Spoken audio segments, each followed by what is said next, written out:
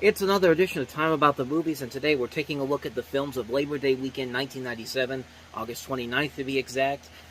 We've got 5 movies to look at today. None of them really are all that memorable in terms of the quality. They were notable for the time period, but we can get through these pretty quickly. So let's go ahead and start off with our first movie that we have here, and that is the mafia crime drama, Hoodlum.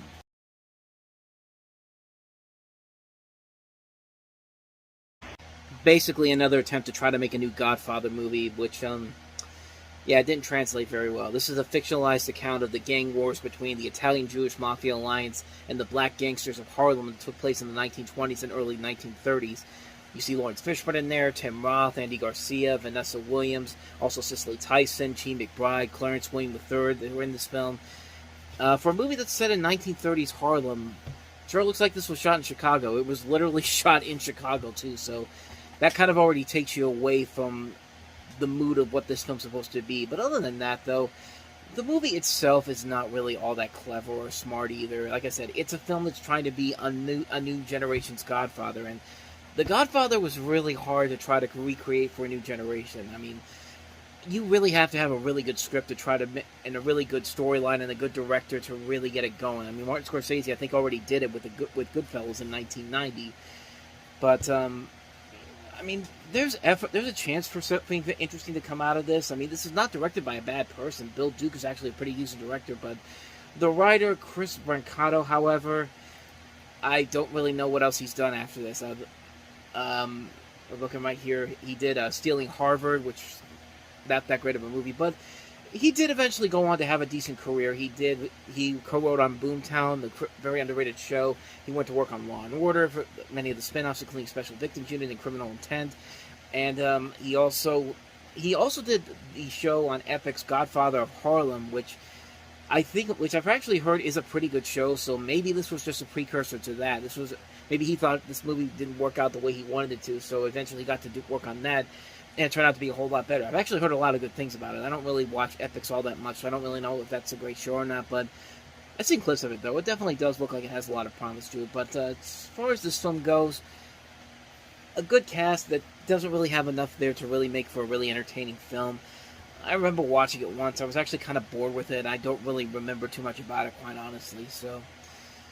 So a quick one on that one. That's Hoodlum. So let's go ahead and move to probably the most high profile of the new releases here, and that is Alicia Silverstone in Excess Baggage.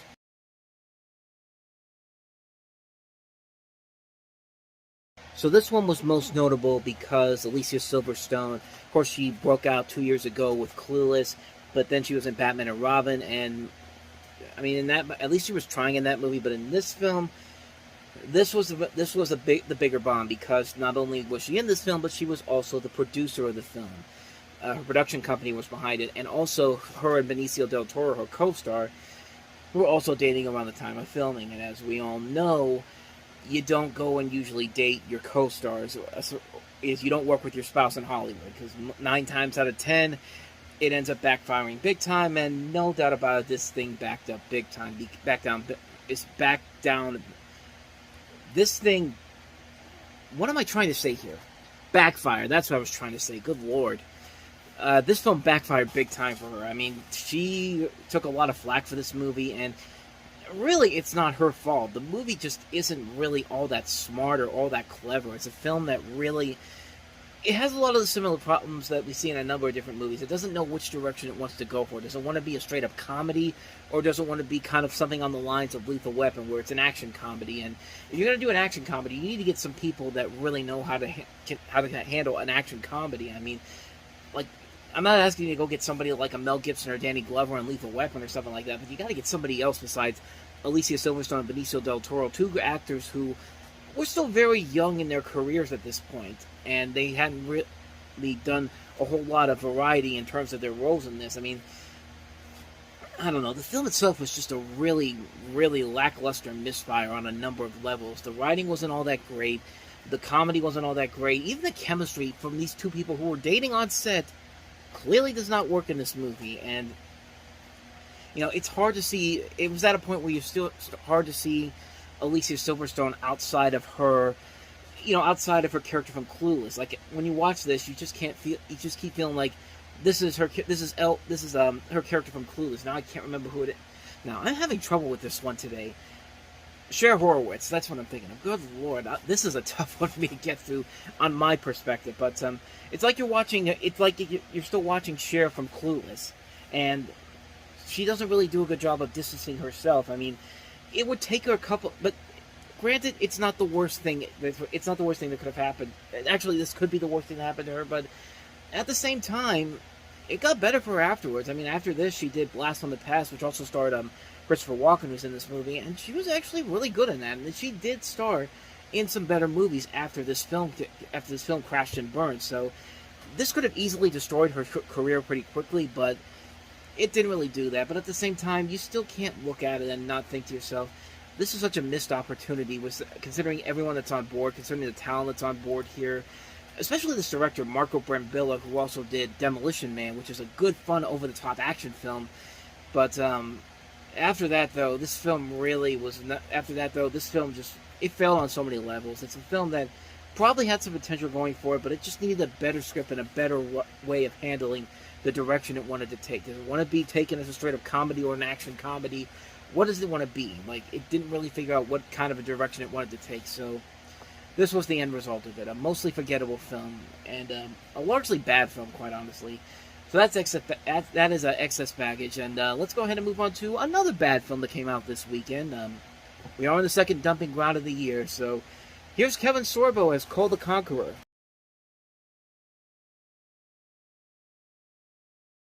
Speaking of movies that have no idea which direction they're going for, here's another one, Cole the Conqueror, which actually started off as the third Conan movie. It was supposed to be Conan the Conqueror with Arnold Schwarzenegger, but he did not want to he did not want to return for that, so they basically rewrote it for Kevin Sorbo to redo a character he had already played, and the character was then changed to Cole the Conqueror.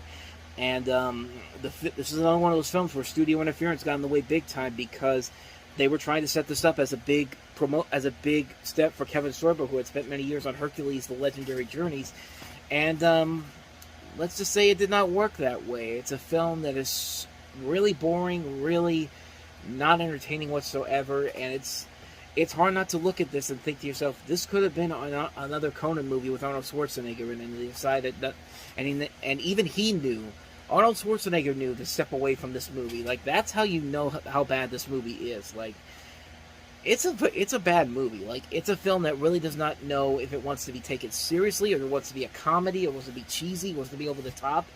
But it just can't decide what to do with that. And all they want to do is just make Kevin Sorbo a movie star in this film, and it just doesn't work. It's not a film that's entertaining whatsoever. It's a really lame movie. It's a lame movie on so many levels, and what more do I gotta say? Call the Conqueror is not a good movie. Plain and simple. So, anyway, on to the next film. She's So Lovely.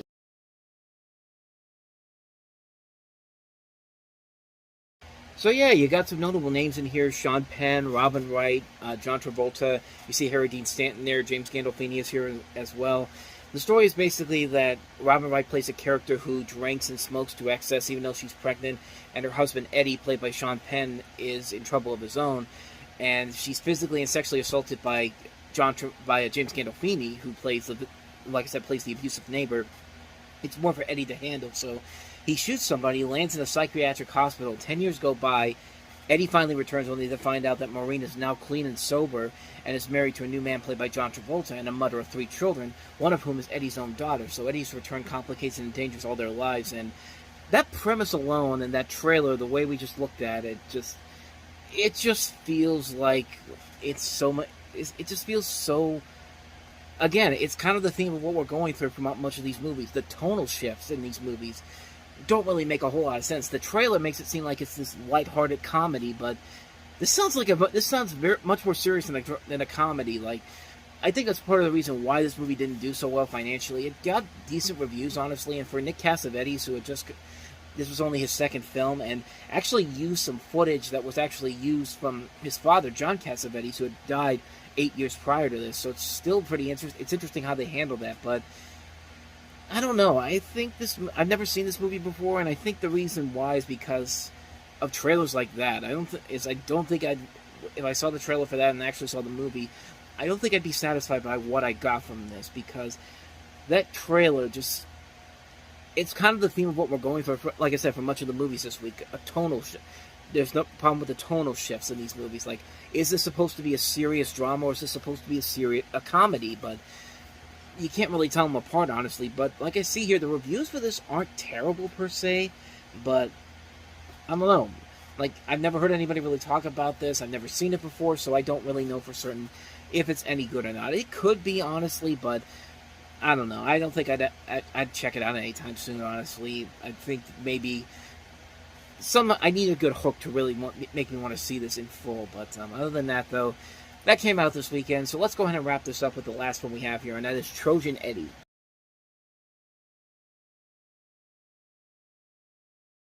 So Stephen Ray is the small-time ex-con who discovers he has talents from selling anything and everything. He sees a way to rise above the low life by settling up his own, but what he didn't bargain for was the murder and mayhem along the way. You see Richard Harrison here, Stuart Townsend is also in here as well. And that's really all I know about this film, other than also Brendan Gleeson's also in here too. But I've never seen this movie. I tried going to the Wikipedia page, and you want to see what the Wikipedia page for this? That's it. Trojan Eddie is a 1996 British-Irish crime drama film directed by Gilles McKinnon. And that's it. It's just like, that's all you need to know. Good night, folks. And it's just like, that's kind of the reason why I don't really have a whole lot to say about this one. I've never seen this film before.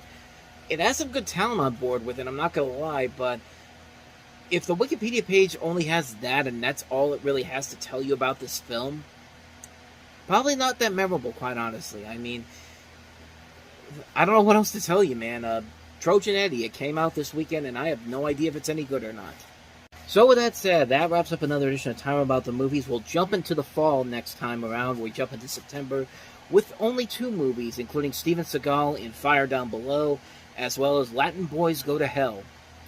So 2 movies there we'll look at. Should be another quick show, honestly. But we'll delve into those in the next episode. But until then, thank you very much for watching as I stand at attention to you. But thank you guys for watching this one. If you want to see more videos like this, please hit the playlist on the next page. Check out the previous episode.